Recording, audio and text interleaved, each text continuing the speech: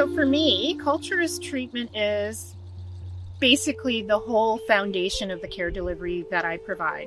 When you incorporate culture into service care delivery, you get such better improved health outcomes. Understanding a person's health is really rounded by everything around them, and everything that touches them is so important. Understanding mind, spirit, emotional, and physical aspects of a person all weigh into how well somebody will improve or their well-being will be. Yeah, I think when we say culture as treatment or culture as healing, we're affirming that Indigenous culture in itself is a powerful and valid form of healthcare, and that it's just as essential as clinical interventions, pharmaceuticals, or any sort of Western therapy. It's a phrase that reframes healing not just as a medical process, but something that is deeply rooted in spiritual, cultural journeys that are connected to identity, tradition, and community.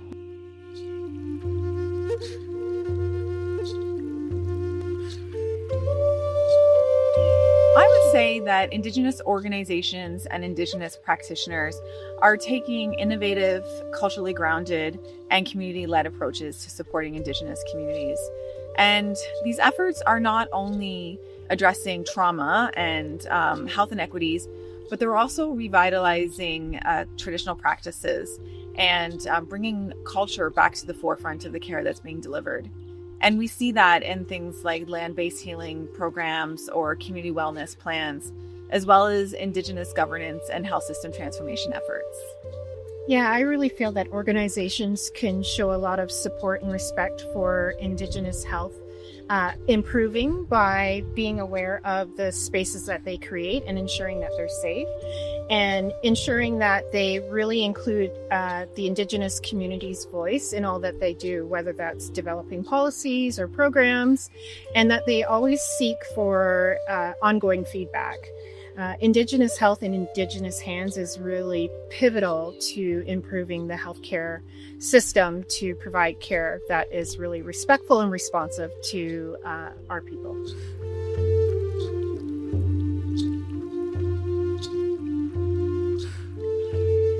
There are many Indigenous-led organizations and learning opportunities across Canada that offer respectful, accurate, and meaningful education about the legacy of the residential school system, along with other themes of colonization, reconciliation, and Indigenous resurgence. These organizations, I would say, are critical in guiding non-Indigenous Canadians towards truth, empathy, and responsible action. So with IPHCC, we have a number of modules that are focused specifically on cultural safety.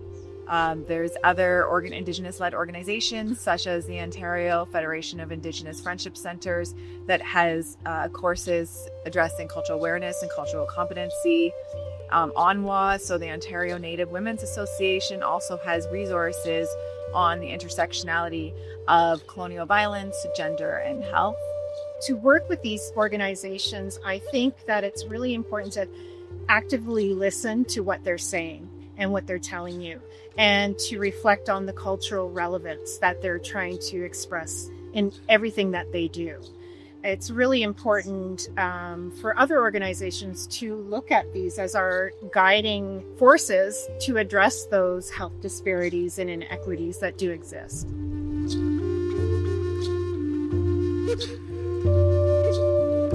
I've actually witnessed healthcare providers and others who have been trained in Indigenous cultural safety to deliver care that is more responsive and supportive of the individual across from them.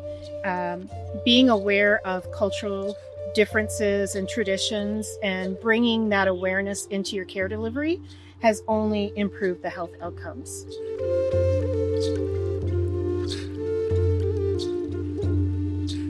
Well, I would say wearing an orange shirt on September 30th is an act of solidarity, but true reconciliation requires sustained everyday commitments.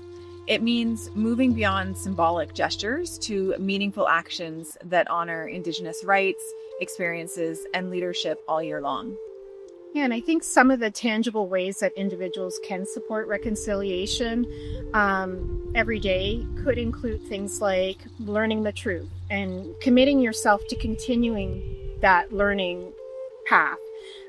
Talking about it, even when it's uncomfortable. So making sure that all voices are heard. Walking alongside individual people, not in front of them, but alongside of them, is one way for you to demonstrate that you're willing to commit to change.